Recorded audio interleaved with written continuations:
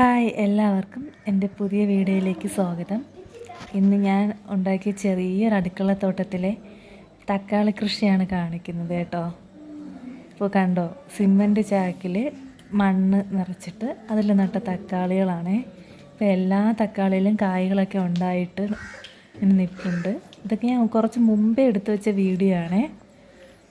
അപ്പോൾ ഇത് എനിക്ക് ഒരു ചിലവുമില്ലാതെ വീട് പണിക്ക് ഉള്ള സിമൻറ്റ് ചാക്കിൽ മണ്ണും കുമ്മായവും ഒക്കെ നിറച്ച് പിന്നെ അതിൽ തൈ നട്ടു.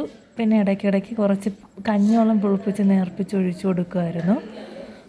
പിന്നെ അതിന് ഇട്ട് കൊടുത്തത് നമ്മൾ ആട്ടിൻ കാട്ടം ഉണ്ടല്ലോ, അത് പൊടിച്ച് മണ്ണുമായിട്ട് ചേർത്ത് അല്പം അല്പം ഇട്ട് കൊടുത്തിട്ടുണ്ട്. ഇതാണ് ഞാൻ ഇത്രയേ ചെയ്തുള്ളൂ. കണ്ടോ, തക്കാളിയൊക്കെ ഇഷ്ടം പോലെ ഉണ്ടായി. നല്ല കുറച്ച് വെയിൽ കിട്ടുന്ന സ്ഥലത്താണ് വച്ചിരുന്നത്, അതുകൊണ്ടായിരിക്കണം. ഇത് ഞാൻ നേരത്തെ എടുത്ത് വെച്ചിരുന്ന വീഡിയോ ആണ്. അപ്പോൾ ഇത് പഴുത്ത്, ഈ തക്കാളിയൊക്കെ പഴുത്ത് നല്ല പാകമായിട്ട് നിൽക്കുന്ന ആണിപ്പോൾ. അത് ഞാൻ നിങ്ങൾക്ക് കാണിച്ചു തരാം. ഇപ്പോൾ ഞാൻ പറഞ്ഞു വന്നത്, ഇപ്പോൾ കുറച്ച് തക്കാളി തൈ ഉണ്ടെങ്കിൽ നമുക്ക് വലിയ ശ്രമമോ ശുശ്രൂഷയൊന്നും ഇല്ലാതെ നമ്മളെ വീട്ടിൽ തന്നെ ഈ തക്കാളിയൊക്കെ വിളയിച്ചെടുക്കാവുന്നതേ ഉള്ളൂ.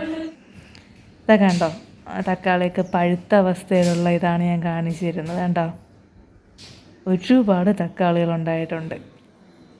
അപ്പോൾ എവിടെയെങ്കിലും സിമൻറ്റ് ചാക്കുകളൊക്കെ കിട്ടുന്നെങ്കിൽ അത് വെറുതെ കളയാതെ കുറച്ച് മണ്ണൊക്കെ നിറച്ച് ഇച്ചിരി കുമ്മായപ്പൊടി കിട്ടുമെങ്കിൽ അതൊക്കെ ഇട്ട് കൊടുത്ത് മണ്ണിൻ്റെ പുളിപ്പൊക്കെ മാറ്റിയെടുത്ത് കഴിഞ്ഞാൽ തക്കാളി നന്നായിട്ട് പിടിച്ച് വരും.